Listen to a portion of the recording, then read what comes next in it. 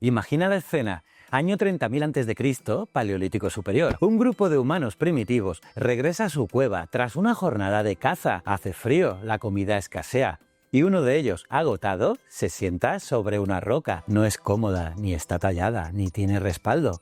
Pero es un gesto profundo. Es el principio de algo, porque en ese acto sencillo, el de sentarse, hay más historia de la que imaginas. Hola curiosas y curiosos de la historia. Hoy nos adentraremos en la historia de un objeto que, aunque parezca banal, está cargado de simbolismo, diseño, poder y evolución. La silla, ese compañero silencioso que te espera en el salón, en el trabajo, en la parada del autobús y que, sin embargo, ha sido durante milenios un privilegio reservado solo a unos pocos. La silla, como concepto, como invención, como símbolo, ha sido mucho más que un simple lugar donde posar el culo, el culito. Ha sido trono, altar, herramienta política, obra de arte, marcador de jerarquía y hasta mensaje ideológico. Sí, lo que comenzó siendo una piedra incómoda acabó moldeando la historia de reyes, emperadores, diseñadores y obreros. Soy JJ Priego, esto es Historias de la Historia y aquí contamos la historia de otra forma. ¿Quieres saber más? Acompáñame.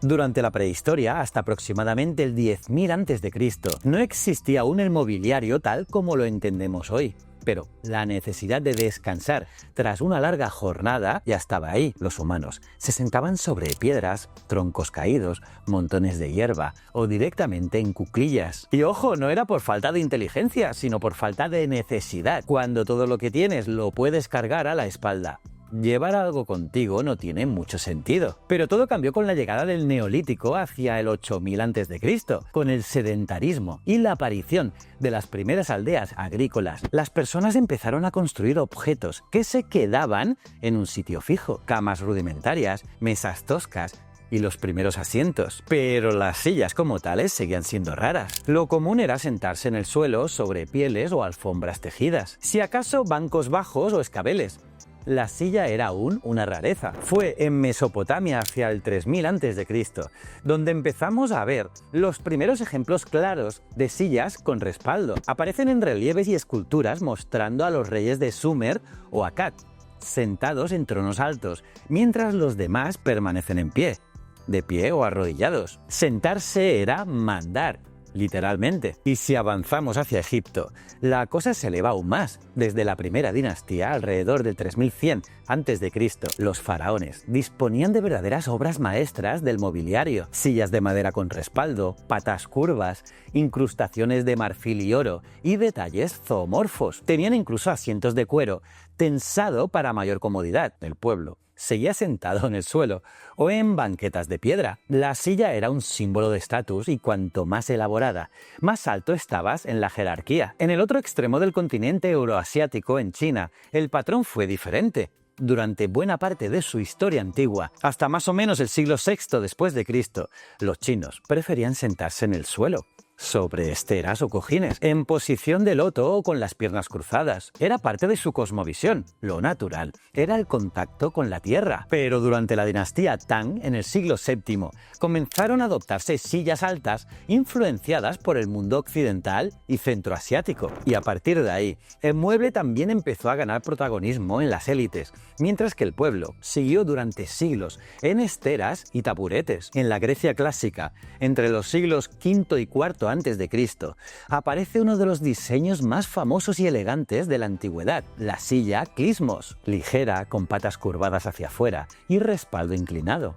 Era práctica y refinada, ideal para los simposios o reuniones intelectuales, aunque los griegos también usaban bancos corridos y escabeles. Pero el clismos se convirtió en sinónimo de sofisticación, tanto que muchos diseñadores neoclásicos del siglo XVIII lo copiarían al pie de la letra. Luego llegaron los romanos con su mezcla habitual de pragmatismo e ingeniería, pero también con una aguda comprensión del poder visual. Entre los siglos I a.C. y I después de Cristo, desarrollaron una variedad de asientos adaptados a cada ámbito de la vida pública y privada. Tronos para los emperadores, escabeles para los sirvientes, bancos corridos para el pueblo, taburetes de madera para el día a día, pero entre todos ellos había una silla que destacaba por encima de las demás, la sella curulis. Era plegable, sin respaldo, y se fabricaba en materiales nobles, como marfil o bronce. Pero lo más importante no era cómo estaba hecha, sino quién podía usarla, porque la sella curulis no era para cualquiera, ¿no? Solo los magistrados de alto rango del Estado romano tenían el privilegio de sentarse en ella. Era una especie de trono portátil que se desplegaba allá donde estuviera la autoridad. Si veías una curulis, sabías que allí se tomaban decisiones importantes. Y de ahí proviene, por cierto, una expresión que aún usamos hoy: cargo curul. En la política moderna, especialmente en América Latina y en España, se refiere a un cargo parlamentario o de representación pública. Así que, sin saberlo, cuando alguien dice ocupa un cargo curul, está evocando más de 2000 años de historia política romana y la imagen de un magistrado tomando asiento para ejercer su poder. Y es que para los romanos, sentarse no era simplemente descansar, era ejercer autoridad. Una silla no era solo un mueble, era una señal. Y esto no ocurría solo en el ámbito público, también en casa.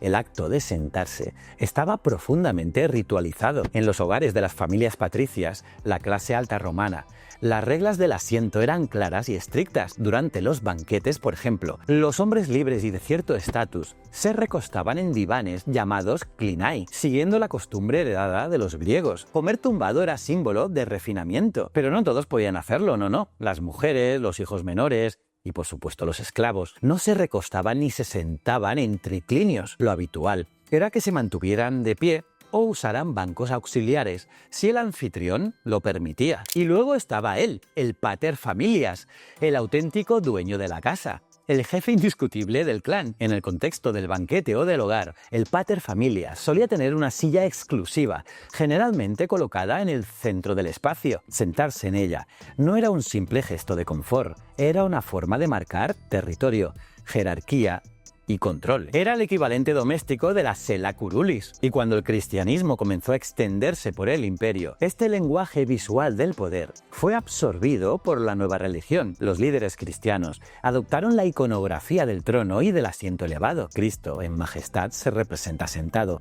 como un emperador divino, y el obispo en su iglesia no tenía simplemente un banco cualquiera, no. Tenía una cátedra, una silla elevada, que simbolizaba su autoridad espiritual. De hecho, de esa palabra cátedra viene el término catedral. Es la iglesia que contiene la silla del obispo, porque, una vez más, quien se sienta, manda. Y durante la Alta Edad Media, siglos V al X, las sillas eran extremadamente escasas. En castillos y monasterios, solo los señores feudales o los altos cargos eclesiásticos podían sentarse en un asiento con respaldo. Los demás, bancos, banquetas o nuevamente el suelo. En las iglesias, los monjes usaban sillas de coro, grandes, altas, fijas, asignadas por rango, y en las casas humildes, si había un banco, ya era un lujo. Pero con el contacto con el mundo islámico a través del Al-Ándalus y las cruzadas, entre los siglos XI y XIII, comenzaron a llegar nuevas ideas. En los reinos cristianos de la península ibérica, por ejemplo,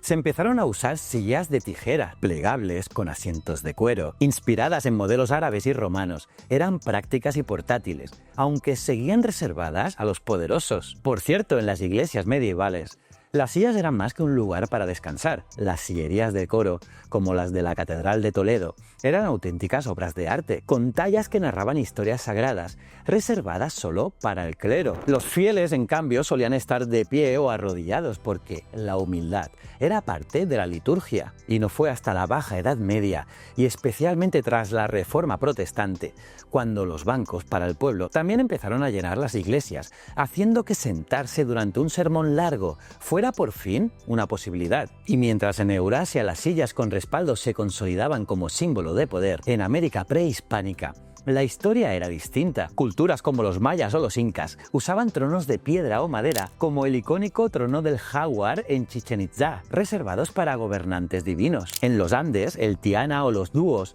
Eran asientos bajos, cargados de simbolismo ritual que conectaban al líder con la tierra y con los dioses. La silla con respaldo, como la conocemos, llegaría más tarde, con la colonización europea, transformando también las dinámicas de poder en el Nuevo Mundo. Por otro lado, en África, la silla también contaba historias de poder y comunidad. Entre los Ashanti de Ghana, el taburete dorado no era solo un asiento, sino un símbolo sagrado de la realeza, con un significado espiritual tan profundo que nadie más podía usarlo. En reinos como Benín, los tronos tallados en madera, decorados con perlas o bronce, eran exclusivos de los reyes, y en la vida diaria, los taburetes bajos y portátiles dominaban, reflejando un estilo de vida dinámico y comunal, muy distinto al de las sillas con respaldo de Eurasia. Y entonces, en pleno siglo XV, llegó el Renacimiento, y con él una revolución, también para nuestras posaderas. En la Italia del 480, la silla comienza a alejarse de su función ceremonial y se convierte en objeto de diseño. Ya no es solo un mueble para demostrar poder, sino también para demostrar gusto. Y también en Francia, España e Inglaterra, los artesanos compiten por el diseño más elegante. Aparecen las grandes sillas de madera torneada, los tapizados con brocados, los respaldos altísimos con tallas que parecen retablos, y las sillas se multiplican en función del espacio: comedor, tocador, estudio, capilla. Y ojo, que hasta había sillas con compartimentos secretos o atriles incorporados para leer. Los retratos renacentistas muestran a nobles y burgueses sentados, mirando al espectador con aire digno. El mensaje es claro: soy civilizado, tengo una silla. Soy alguien. Y bueno, ya nos dirigimos a la entrada del siglo XIX. Vaya siglo, ¿eh? Un siglo que fue como un terremoto. Un terremoto para muchos inventos y también para la historia de la silla. Como has visto hasta entonces, había sido símbolo de jerarquía, elegancia o refinamiento. Pero ahora, con la revolución industrial, se convertiría en un objeto de masas. Sí, mucha gente lo tendría, porque gracias al desarrollo de nuevas tecnologías, como la máquina de vapor, la producción artesanal dio paso a la producción en serie. Y eso, amigo mío, cambió para siempre, la forma en que nos sentamos. Ya no hacía falta un ebanista que pasara semanas tallando una pieza única. Ahora, una fábrica podría producir miles de sillas cada mes, idénticas, baratas, funcionales. La democratización del asiento había comenzado. Y aquí aparece un nombre clave: Michael Tonet, un ebanista austriaco que en 1859 presentó al mundo su silla número 14, también conocida como la silla bistró, un icono. Estaba hecha con solo 6 piezas, de madera curvada al vapor, un asiento de rejilla y unos pocos tornillos. Ventajas: pues ligera, barata, resistente, fácil de montar y transportar. Un IKEA del siglo XIX, literalmente.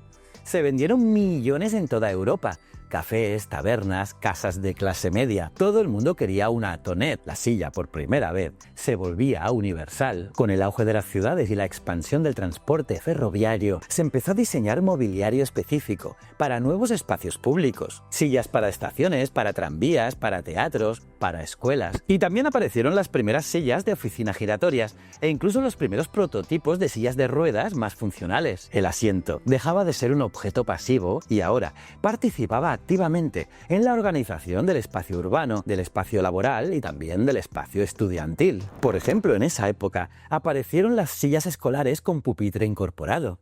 Y es que piensa una cosa: en las escuelas hasta el siglo XVIII, los estudiantes se apiñaban en bancos corridos o escribían en el suelo. Pero con la escolarización masiva del siglo XIX, llegaron este tipo de pupitres con sillas incorporadas, diseñados para mantener a los niños en filas ordenadas, listos para aprender, aunque no siempre cómodos. Y es que incluso hoy, en muchas partes del mundo, un pupitre viejo y una silla dura son el día a día de millones de niños. Y bueno, siguiendo con la evolución de la silla, este siglo introdujo también nuevos materiales: estructuras metálicas, muelles, acolchados de crin o algodón, e incluso cámaras de aire para mayor confort. O por ejemplo, en Estados Unidos, la mecedora se convirtió en un icono hogareño, símbolo de intimidad con su balanceo suave. O por ejemplo, el movimiento Arts and Crafts, liderado por William Morris, recuperó el alma artesanal frente a la industrialización, creando sillas sobrias pero con historia. En 1900, la Exposición Universal de París trajo el Art Nouveau, con sillas de curvas inspiradas en la naturaleza. ¿Y qué me decís de Gaudí, que diseñó piezas ergonómicas antes de que el término existiera? Las vanguardias del siglo XX priorizaron la función. Por ejemplo, Marcel Breuer creó la Basilie en 1925 con acero y cuero, reflejo de la Bauhaus, junto a obras de Rietveld, Le Corbusier y Mies van der Rohe. Hicieron del diseño un arte, y también Charles y Ray Eames revolucionaron el mobiliario entre 1940 y 1970. Su Eames Lounge Chair en 1956 combinó lujo y comodidad como ninguna otra, y mientras tanto sus sillas de plástico democratizaron el diseño. En Europa, firmas como Herman Miller y Knoll apostaron por la ergonomía en oficinas y escuelas, haciendo de la silla un tema de salud. En los 80, IKEA transformó el mercado con sillas baratas y desmontables. El diseño se volvió minimalista, ecológico e inclusivo. Y con el trabajo de oficina y el teletrabajo también en los 2000, el síndrome de la silla, dolores por malas posturas, impulsó sillas ergonómicas con sensores y apps, y los gamers llevaron el diseño al extremo, con tronos futuristas, luces LED, reposabrazos ajustables, soporte lumbar. Un Fórmula 1 para quedarse sentado. Y vete a saber cómo irá esta evolución en el futuro. Y nada más por hoy. Como has visto, desde la piedra paleolítica hasta la silla con Bluetooth, la silla cuenta nuestra evolución, sí. ¿Y tú? ¿Cuál ha sido tu silla más especial? ¿Te gustaría tener una de estilo Luis XV o prefieres una de IKEA que puedas montar tú mismo en 15 minutos? Déjamelo en los comentarios y dale un buen like a este vídeo si te ha gustado, que es gratis y nos ayuda muchísimo. Y no olvides suscribirte para no perderte ninguna de nuestras historias. Y si quieres más historia, también te invito a que vengas a mi Instagram, JJPregoTV, porque allí también cuelgo contenido muy pero que muy chulo. Apúntate. Y recuerda, el conocimiento es un requisito esencial para la supervivencia. Nos vemos en el próximo vídeo. Muchísimas gracias.